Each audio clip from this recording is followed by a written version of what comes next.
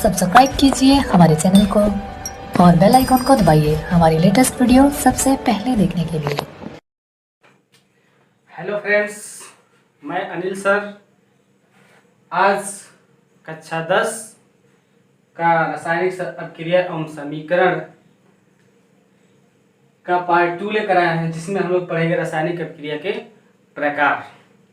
रासायनिक अभिक्रिया के प्रकार पहला हमको पढ़ना है, फर्स्ट है योगात्मक अभिक्रिया।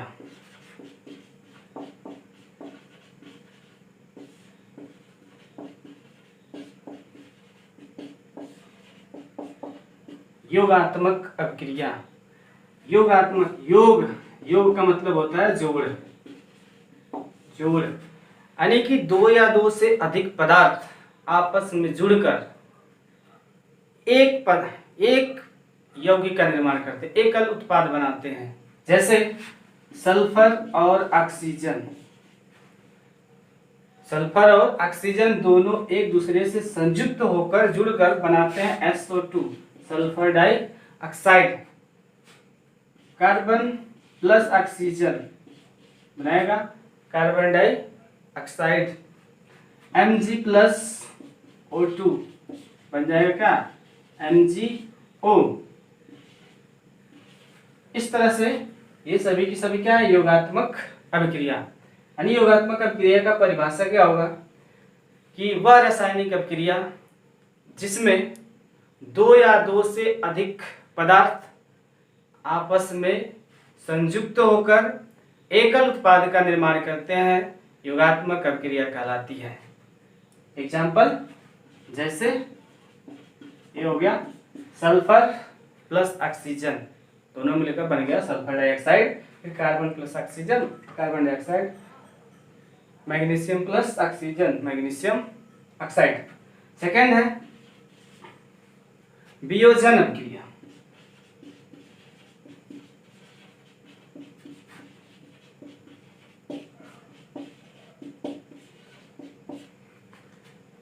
वियोजन अभिक्रिया, वियोजन मीन्स टूटना या विभाजित होना या वियोजित होना। दो है इसमें, एक होता है वियोजन अभिक्रिया और एक होती है अपघटन अभिक्रिया।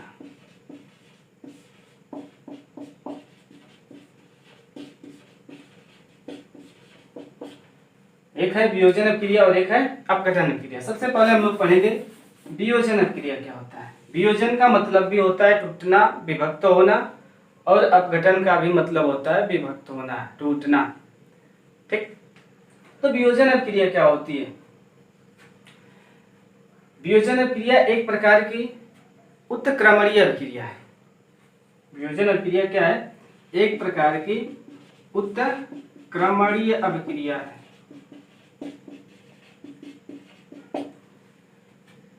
हम कहेंगे ऐसी उत्क्रमणीय अभिक्रिया जिसमें किसी पदार्थ का एक अणु दो या दो से अधिक अणुओं में वियोजित हो जाता है या विभाजित हो जाता है, उसे कहते हैं वियोजन अभिक्रिया। अब वियोजन अभिक्रिया कोई भी पदार्थ है या यौगिक है, वो कब टूटेगा, कब विभाजित होगा, जब तक उस पर हम बाहर से कोई सोर्स ना दें। बाहर से क्या देना पड़ेगा, किसी प्रकार की उसको ऊर्जा देनी पड़ेगी। यदि यह ऊर्जा उष्मा के द्वारा दी जाएगी तो उसको हम कहेंगे उष्मी वियोजन। यदि वैद्युत के प्रभाव के कारण होगा तो वैद्युत वियोजन कहलाएगी। ठीक है, उष्मी वियोजन। अरे मान लीजिए एग्जाम्पल देख लें, क्या होता है, PCl5 को यदि हम उष्मा देते हैं, potassium phosphorus pentachloride, phosphorus pentachloride को यदि हम उष्मा देते हैं तो क्या होता है, PCl3 प्लस Cl2 में वियोजित हो जाती है। यानी सबसे पहले क्या था, फास्फोरस पेंटाक्लोराइड का एक अणु था, इसको हमने उष्मा दिया। जैसे उष्मा दिया उसने क्या किया, PCl3 में और Cl2 में वियोजित हो गया। और पुनः यह क्या हो जाएगा, रिवर्स में भी आ सकता है। PCl3 और Cl2 आपस में जुड़कर क्या बना सकते हैं, PCl5 का निर्माण कर सकते हैं। ठीक है, HI क्या हो सकता है, H2 प्लस I2, हाइड्रोजन 2 है, आयोडीन 2 है, इसलिए हमने यहाँ भी हाइड्रोजन 2 कर दिया और आयोडीन कर दिया। ये हो गया वियोजन अभिक्रिया। एक बार और वियोजन अभिक्रिया का डेफिनेशन देख लीजिए। ऐसी उत्क्रमणीय अभिक्रिया जिसमें किसी अभिकारक पदार्थ के एक अणु दो या दो से अधिक सरल अणुओं में वियोजित हो जाता है, तो उस अभिक्रिया को कहते हैं वियोजन अभिक्रिया। एग्जाम्पल देखना है, एग्जाम्पल ये हो गया आपका। अब हमें पढ़ना है अपघटन अभिक्रिया। अपघटन अभिक्रिया क्या होगा कि ऐसी रासायनिक अभिक्रिया, ये रासायनिक अभिक्रिया होगी तो कैसी होगी, अनुत्क्रमणीय होगी। अनुत्क्रमणीय यानी कि ऐसी अनुत्क्रमणीय अभिक्रिया जिसमें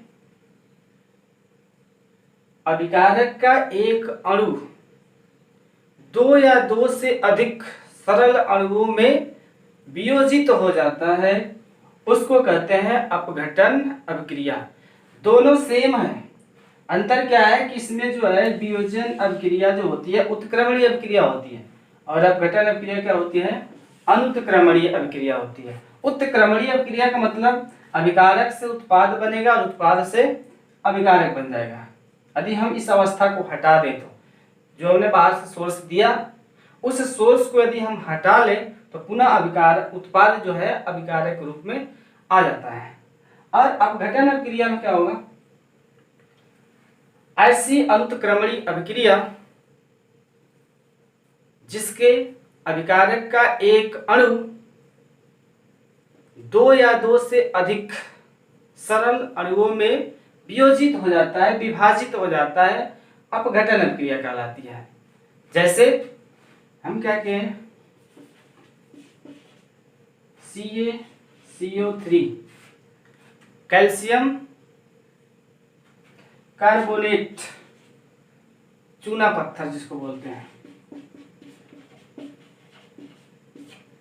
चूना पत्थर, कैल्शियम कार्बोनेट को जैसे ही हमने उष्मा दिया, टेम्परेचर दिया, हो क्या गया, कैल्शियम ऑक्साइड कली चूना में बदल गया और क्या बन गया आपका CO2 कार्बन डाइऑक्साइड मुक्त हो गई। तो ये अभिक्रिया जो होगी वो होगी अपघटन अभिक्रिया।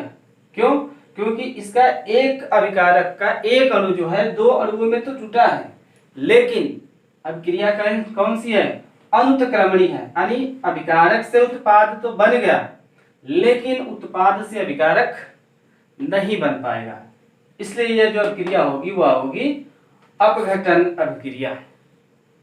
ठीक है,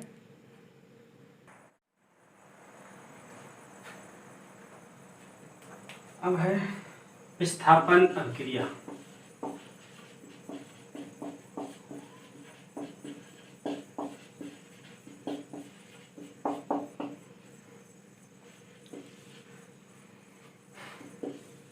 विस्थापन अभिक्रिया क्या होता है, विस्थापन या प्रतिस्थापन।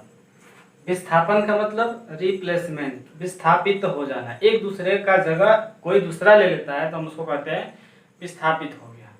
ठीक है, यहाँ पे कोई आदमी है, ठीक, और ये किसी के द्वारा यदि ये आया और ये चला गया इधर कहीं और ये आकर यहाँ पे बैठ जाता है इसके स्थान पे, तो हम कहेंगे कि उसका क्या हो गया, विस्थापन हो गया, अपने जगह से वो क्या हो गया, हट गया। तो इस तरह से विस्थापन अभिक्रिया का डेफिनेशन क्या होगा कि वह रासायनिक अभिक्रिया जिसमें किसी यौगिक का परमाणु या परमाणुओं का समूह किसी अन्य परमाणु या परमाणु के समूहों द्वारा विस्थापित हो जाता है, तो उस अभिक्रिया को विस्थापन अभिक्रिया कहते हैं। जैसे देखे होंगे जब फेरस लोहे को यदि हम कॉपर सल्फेट के विलयन में डाल देते हैं Fe फेरस को यदि कॉपर सल्फेट के विलयन में डालते हैं तो क्या हो जाता है, ये बन जाता है आपका FeSO4 प्लस कॉपर, यानी बन गया फेरस सल्फेट और कॉपर विस्थापित हो जाता है। कहने का मतलब ये कि इस फेरस का स्थान, इस कॉपर का स्थान कौन ले लिया, फेरस, यानी फेरस क्या किया, कॉपर को कॉपर सल्फेट से वियोजित कर दिया, हटा दिया, वहां से विस्थापित कर दिया। ठीक, यानी FeSO4 प्लस Cu, कॉपर हमारा क्या हो गया, कॉपर सल्फेट से अलग हो गया। ठीक है, ये अलग क्यों हुआ, क्या यदि ऐसा भी हो सकता है FeSO4 प्लस Cu क्या हो जाएगा, CuSO4 प्लस Fe, क्या यह रिएक्शन सही है, तो हम कहेंगे कि नहीं, ये रिएक्शन क्या है, गलत है, क्योंकि फेरस जो होता है कॉपर की तुलना में अधिक सक्रिय होता है, फेरस जो होता है एक्टिव होता है कॉपर की तुलना में अत्यधिक, इसलिए फेरस क्या करता है, कॉपर को विस्थापित कर देता है। लेकिन कॉपर जो है फेरस की तुलना में कम एक्टिव है, मतलब कम क्रियाशील है, तो कॉपर जो है फेरस को विस्थापित नहीं कर पाता है। ठीक है, एग्जाम्पल डेफिनेशन एक बार और बता दे रहे हैं। विस्थापन अभिक्रिया क्या होगा, वह रासायनिक अभिक्रिया जिसमें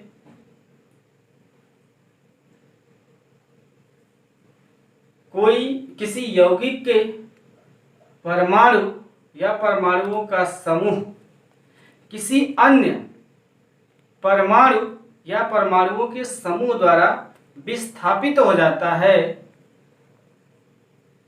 विस्थापन अभिक्रिया कहलाती है।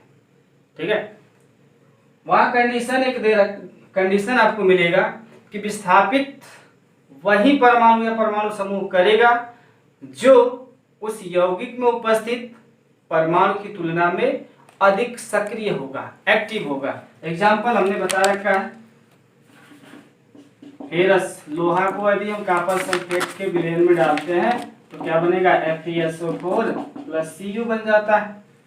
पुनः जिंक को यदि हम डालेंगे कॉपर सल्फेट के विलयन में तो भी क्या करता है, जिंक सल्फेट बनाता है और कॉपर को अलग कर देता है। ठीक है, अगला अभिक्रिया है द्विविस्थापन अभिक्रिया। द्विविस्थापन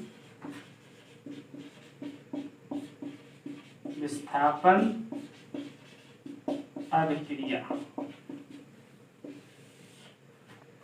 उसमें क्या था, केवल विस्थापन यानी सिंगल विस्थापित कर रहा था। यहाँ पे क्या है, द्विविस्थापन है, यानी दो यौगिक होंगे और दोनों यौगिकों के परमाणुओं का अदला बदली होगी, किसी एक घटक का अदला बदली होगा, उसके स्थान पर दूसरा आएगा, दूसरे का स्थान पर पाला जाएगा। ठीक, कहने का मतलब ये हुआ कि उनके आयनों का आदान प्रदान होता है। ऐसी रासायनिक अभिक्रिया जिसमें अभिकारक के आयनों के बीच, अभिकारक के आयनों का आदान प्रदान होता है, ऐसी रासायनिक अभिक्रिया जिसमें अभिकारक के अणुओं के बीच आयनों का आदान प्रदान होता है, उसे कहते हैं द्विविस्थापन अभिक्रिया। एग्जाम्पल द्विविस्थापन अभिक्रिया का हुआ, सोडियम सल्फेट को बेरियम क्लोराइड के साथ यदि हम संयोग कराएंगे, Na2SO4 प्लस BaCl2 के साथ क्रिया कराएंगे तो क्या होगा, और सिल्वर नाइट्रेट को sodium chloride AgNO3 plus NaCl के साथ तब क्रिया कराएंगे तो क्या होगा। ठीक है, इसमें क्या होगा, देखिए आयनों का आदान प्रदान होगा।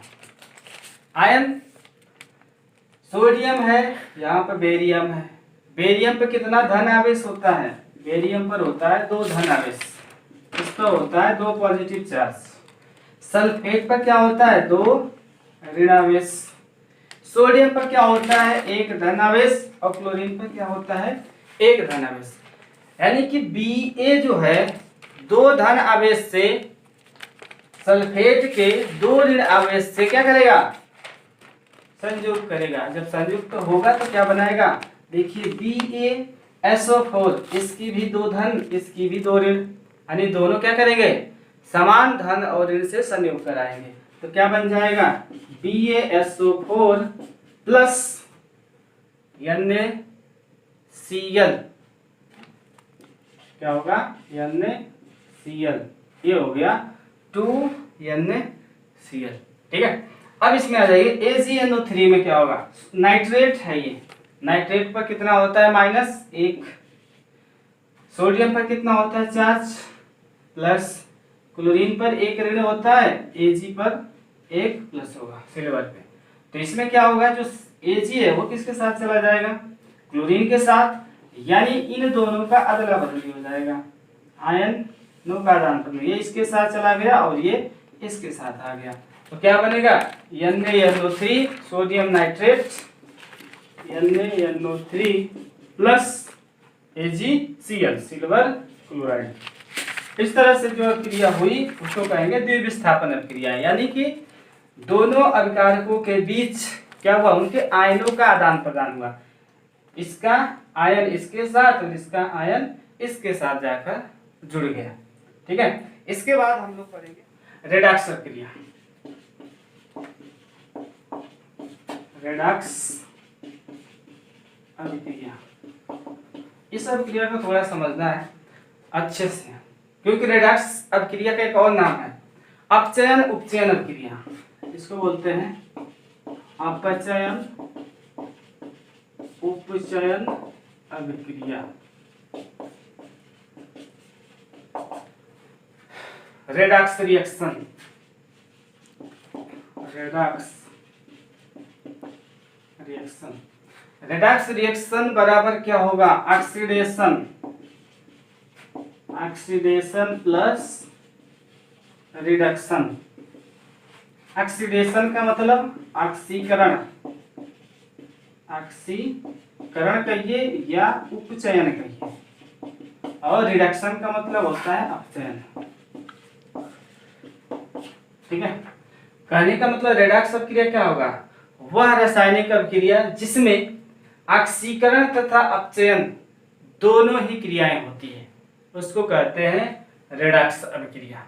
ठीक है, ऐसी रासायनिक अभिक्रिया जिसमें ऑक्सीकरण तथा अपचयन दोनों ही क्रियाएं एक साथ संपन्न होती है, तो उसको कहते हैं रेडॉक्स अभिक्रिया।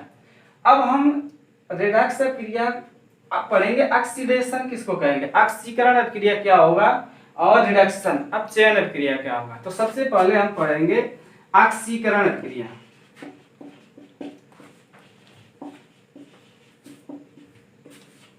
ऑक्सीकरण, देखिए इसमें बहुत अच्छा है, यदि ऑक्सीजन के आधार पर हम डिफिनेशन देना चाहें, वैसे क्लास 10th में बस ऑक्सीजन के आधार पर ही डिफिनेशन दे रखा है, बाकी इसमें डीपली यदि जानना चाहेंगे तो क्लास 11th में दे रखा है कि ऑक्सीडेशन रिडक्शन कैसा होगा, इलेक्ट्रॉन के आधार पर कैसे ज्ञात करेंगे, ऑक्सीजन के आधार पर कैसे पता चलेगा, हाइड्रोजन के आधार पर कैसे पता चलेगा, ऑक्सीकरण संख्या के आधार पर कैसे पता चलेगा। ठीक, और यहाँ क्या है, क्लास 10th में केवल ऑक्सीजन के आधार पर दे रखा है, लेकिन हम बता देंगे ऑक्सीजन के आधार पर बता दे रहा है और इलेक्ट्रॉन के आधार पर बता दे रहे हैं, दो चीज। बाकी डीपली यदि जानना है तो क्लास 11th में आपको मिलेगा। ठीक है, ऑक्सीकरण क्या होगा, एक देखिए नाम से ही पता चल रहा है, ऑक्सीकरण मतलब ऑक्सीजन, ऑक्सी से हम पकड़ लेंगे ऑक्सीजन, ऑक्सीजन की वृद्धि, ऑक्सीकरण में क्या होता है, ऑक्सीजन की वृद्धि। तो ऐसा रासायनिक समीकरण जिसमें ऑक्सीजन की क्या होती है, वृद्धि होती है। किसी यौगिक में क्या होगा, ऑक्सीजन की वृद्धि होगा, ऑक्सीजन क्या होगा उसमें आकर जुड़ेगा, तो हम कहेंगे वह अभिक्रिया कैसी होगी, ऑक्सीकरण अभिक्रिया होगी। या फिर इलेक्ट्रॉन के आधार पर देखें तो इलेक्ट्रॉन के आधार पर क्या होगा, इलेक्ट्रॉन को क्या करेगा, त्यागेगा, मतलब इलेक्ट्रॉन की क्या होगी, कमी होगी। ठीक है, जैसे देखिए हमने कोई तत्व ले लिया M, इसने क्या किया, अपने अंदर से एक इलेक्ट्रॉन निकाल दिया और अपने आप को क्या बना लिया, एक धनायन बना लिया। ठीक है, तो यहाँ पर क्या हुआ, इलेक्ट्रॉन की क्या हो गई, कमी हो गई, एक उसने दे दिया। तो ये अपक्रिया होगी, वो कौन सी अपक्रिया होगी, ऑक्सीकरण अपक्रिया होगी इलेक्ट्रॉन के आधार पर।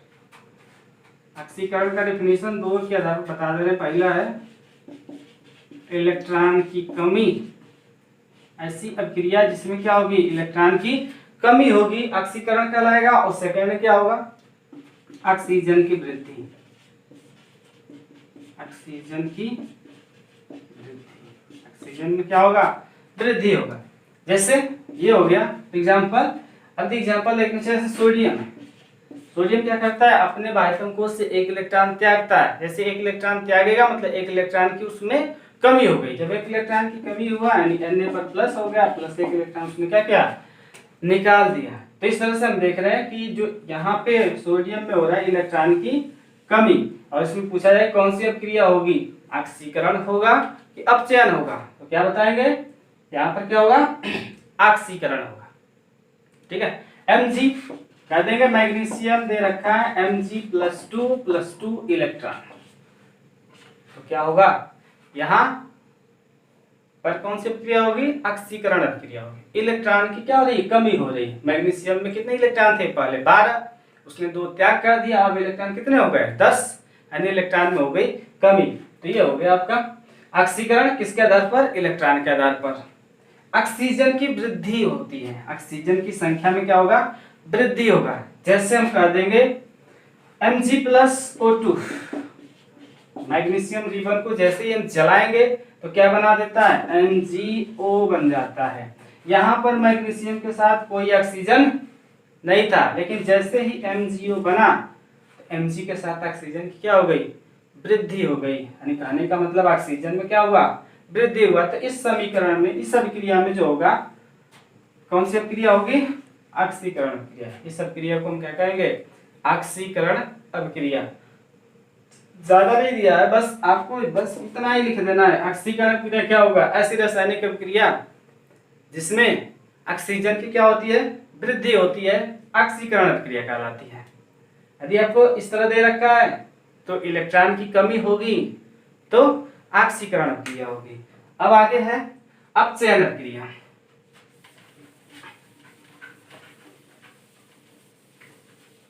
अपचयन अभिक्रिया किसको कहेंगे,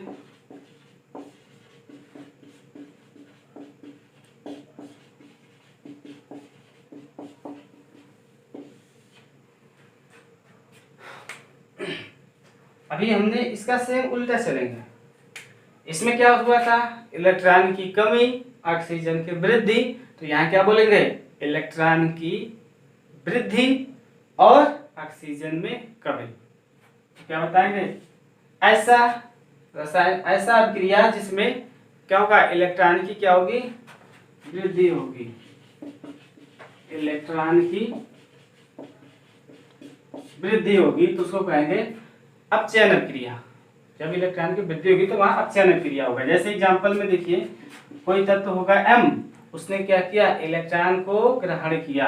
जैसे ही इलेक्ट्रॉन उसने ग्रहण किया, जब इलेक्ट्रॉन ग्रहण किया तो उसके ऊपर क्या हो गया, एक ऋण आवेश हो गया।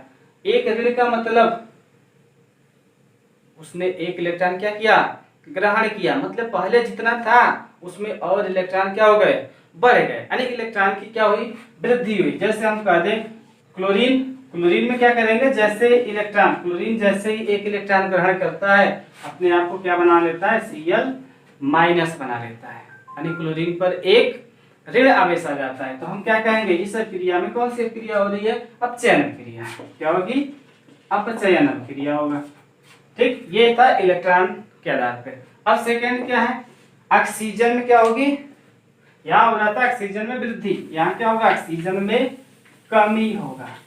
क्या होगा, ऑक्सीजन में कमी। ऐसी रासायनिक अभिक्रिया जिसमें ऑक्सीजन की क्या होती है, कमी होती है। ऑक्सीजन की कमी का मतलब वो ऑक्सीजन किसी यौगिक के तत्व में या परमाणु के समूह में क्या होगा, ऑक्सीजन वहां से क्या होगा, हटेगा। जैसे CuO प्लस H2 को यदि हम आपस में संयोग कराएं, क्रिया कराएं, तो यहाँ क्या होता है, कॉपर अलग हो जाता है और जल H2O ये दोनों मिलकर अलग हो जाता है। कॉपर ऑक्साइड को हाइड्रोजन के साथ क्रिया कराने पर ऑक्सीजन क्या हो गया, कॉपर को छोड़कर H2 के साथ चला गया, यानी ऑक्सीजन में क्या हो गई, कमी हो गई। क्या हुआ, ऑक्सीजन में कमी। तो क्या कहलाएगी, यह कहलाएगी आपका अपचयन अभिक्रिया। ठीक है। अब रेडॉक्स अभिक्रिया क्या होती है, रेडॉक्स ऑक्सीडेशन प्लस रिडक्शन। हमने एक एग्जांपल लिखा है CuO प्लस H2O, क्या बनाया, H2O प्लस Cu कॉपर। ठीक, तो हम यहाँ पर क्या हुआ कि कॉपर से ऑक्सीजन क्या हो गया, अलग हो गया, यानी ऑक्सीजन में क्या हो रही है, कमी हो रही है। तो जब ऑक्सीजन में कमी होगा तो कहेंगे वहां पर अभिक्रिया होगी अपचयन। ठीक, और यहाँ पर हाइड्रोजन है H2, इसके साथ ऑक्सीजन की वृद्धि हो रहा है, यानी यहाँ पर हो गया ऑक्सीकरण। इस तरह से हम देख रहे हैं किस अभिक्रिया में एक यौगिक के साथ से ऑक्सीजन हट रहा है, दूसरे यौगिक या परमाणु के साथ जाकर ऑक्सीजन जुड़ रहा है, यानी एक का डिऑक्सीकरण हो रहा है तो दूसरे का अपचयन हो रहा है। ठीक है, इस तरह से रेडॉक्स अभिक्रिया, इस अभिक्रिया को कहेंगे रेडॉक्स अभिक्रिया। ठीक है, तो थैंक यू, आज के लिए बस इतना ही। नेक्स्ट अगले लेक्चर में पढ़ेंगे, हम लोग कवर कर लेंगे पूरे चैप्टर को, उसके बाद न्यूमेरिकल के सारे क्वेश्चन होंगे, उसको सॉल्व किया जाएगा। और आप लोग प्रयास करिए नोट्स बनाने का, नोट्स बनाकर समझने का। ठीक है।